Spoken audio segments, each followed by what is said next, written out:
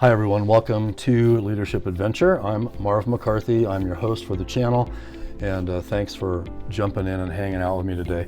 Leadership Adventure is about offering insight and inspiration to help empower leaders. And if you joined us for the very first time, I'd like to welcome you. And just so you know, on Tuesdays we release what we call the blog, which is designed for all leaders. And on Thursdays we release what we call the Devo, which is designed for faith-based leaders. So today is Tuesday, February 6th, which means it's time for the blog, and our episode today is called Ambition. Let's jump in. Now, every one of us have worked with or for ambitious people. Ambition is a common trait among leaders. I'm ambitious, and I'm guessing that you are too. But there's a difference because some ambitious leaders we really immensely respect, and some we don't. So that brings me to the question, like, well, what's the difference? So I think, my opinion is that the difference is how and to what we apply our ambition. You know, ambition, like a lot of leadership concepts, is neutral in itself until we launch it in a particular direction. So just as a commonality of understanding, we often think of ambition as a strong desire to achieve something, typically requiring determination, hard work, the establishment of clear and concrete goals, and then the striving after those goals to obtain them. Now, in our leadership lives, we often channel our own ambition as leaders into more of a driving force that creates the vision and that motivates individuals to pursue success, face those challenges, and overcome obstacles. Well, okay, fine. So far, it's just another day at the office. But just like anything else, our greatest strength can become our greatest weakness if it's taken to an extreme. So what does that look like in the context of ambition? Today I'd like to throw out a few pros and cons about that subject of ambition for us to consider. The pros, in my estimation, are the healthy expression of ambition, and the cons are red flags, I would say, that may indicate you're heading over to the dark side. So if you find yourself experiencing the symptoms that I describe under the cons section, there's a good chance that you're on a slippery slope and you should probably stop and reestablish your footing. Okay, let's jump into a list of the pros. I have 6 of them. The first one is high achievement. Healthy ambition fuels high achievement. And that in and of itself is motivating. It motivates us to push beyond the status quo to obtain success. Secondly, sustained motivation and energy. So again, healthy ambition often results in kind of a self-filling motivational fuel tank, which then serves as an ongoing source of drive and energy, which strengthens our perseverance, and joy in the work. The third pro is innovation and creativity. I think that individuals and teams that express healthy ambition are typically more innovative and they're typically more creative. And I think they feel comfortable seeking new ways to solve problems and to do things better. The fourth pro is a sense of resilience. And just as a parenthetical statement, after the pandemic, resilience is one of the top 3 felt needs expressed by leaders. Now, healthy ambition can often express itself in resilience because it just feels good to drive, as ambitious leaders are more likely to view setbacks as opportunities to learn and grow rather than a reason to quit. And once the leader looks at it that way, then they'll in turn help to motivate their teams to do the same thing.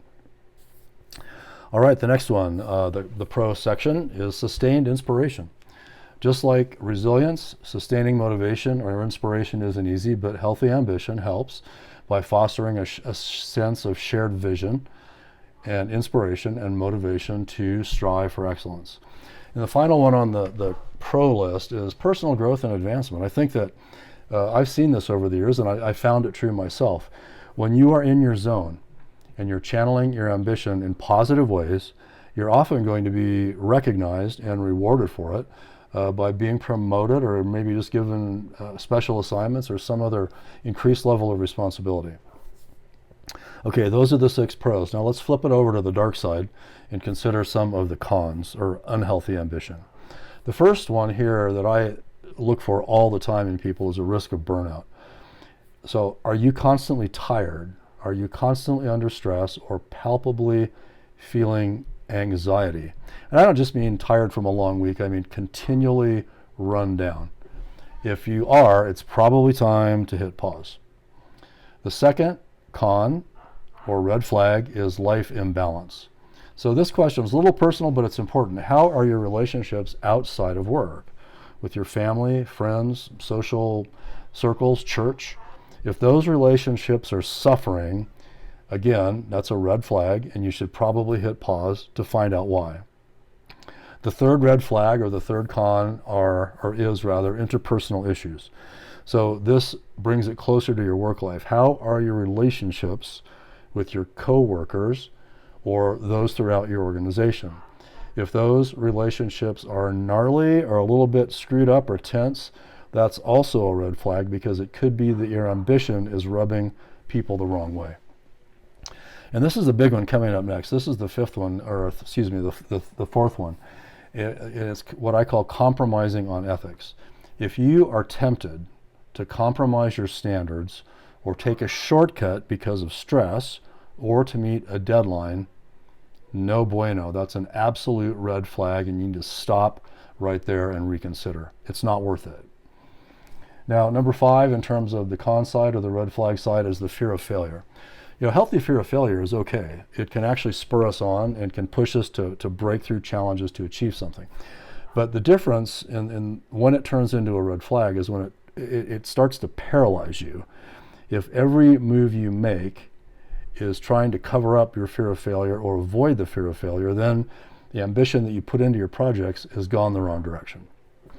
And the final one on the con side or the red flag side is unrealistic expectations. And you've probably worked for someone like this. If you or your team constantly feel let down by always falling short, and you're the leader, you need to maybe take a look at the expectations that you're setting. Readjusting them even slightly can sometimes resuscitate life to a team that's struggling.